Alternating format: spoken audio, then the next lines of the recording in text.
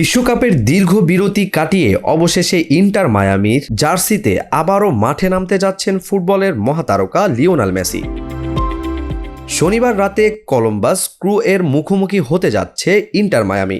এই ম্যাচ দিয়েই দীর্ঘ বিরতির পর আবারও ক্লাব ফুটবল ফিরতে পারেন মেসি। তার সঙ্গে বিশ্বকাপ জয়ী আর্জেন্টাইন সতীর্থ রদ্রিগো দে পলও যোগ দিয়েছেন মায়ামির অনুশীলনে। মেজর লিগ সকার পুনরায় চালুর পর শুক্রবার প্রথমবারের মতো দলটির অনুশীলনে অংশ নেন তারা দুজন। ম্যাচের দল নির্বাচনেও তাদের রাখা হয়েছে। ম্যাচ পূর্ব সংবাদ সম্মেলনে ইন্টার মায়ামির কোচ গিলেরমো হোস জানিয়েছেন, মেসি কয়েকদিন আগেই ফিরেছেন, তাই ফুটবলীয় বিষয়ে গভীরভাবে কথা বলার সুযোগ এখনো হয়নি। তবে দে পল এবং মেসিকে অনুশীলনের ফেরত পেয়ে পুরো দলই অত্যন্ত উচ্ছ্বসিত। মেসিকে ছাড়াই চলতি মৌসুমে অবিশ্বাস্য পারফর্ম করছে ইন্টার মায়ামি। 17 ম্যাচে 11 জয় নিয়ে 37 পয়েন্টে সংগ্রহ করেছে দলটি। গত 9 মে থেকে শুরু হওয়া জয়ের ধারাবাহিকতা তারা এখন টানা 7ম জয়ের খোঁজে রয়েছে।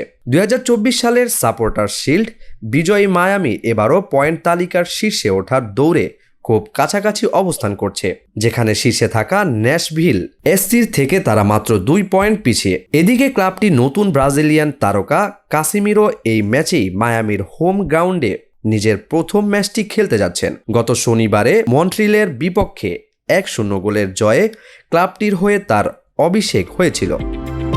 সেই ম্যাচে জয়ের একমাত্র গোলটি এসেছিল স্ট্রাইকার লুইস সুয়ারেজের পা থেকে, যিনি বর্তমানে দারুণ ছন্দে রয়েছেন।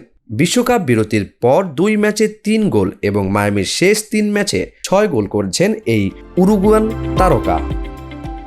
ইএফটি ফার্স্টের সাথে ট্রেড করুন যে কোনো জায়গা থেকে। ক্যাম্পাসে ক্লাসের ফাঁকে, ঢাকার জ্যামে বসে কিংবা ঘরে বসে, ট্রেডিং এখন হাতের মুঠোয়। তাই ট্রেড করুন যখন খুশি, যেখানে খুশি।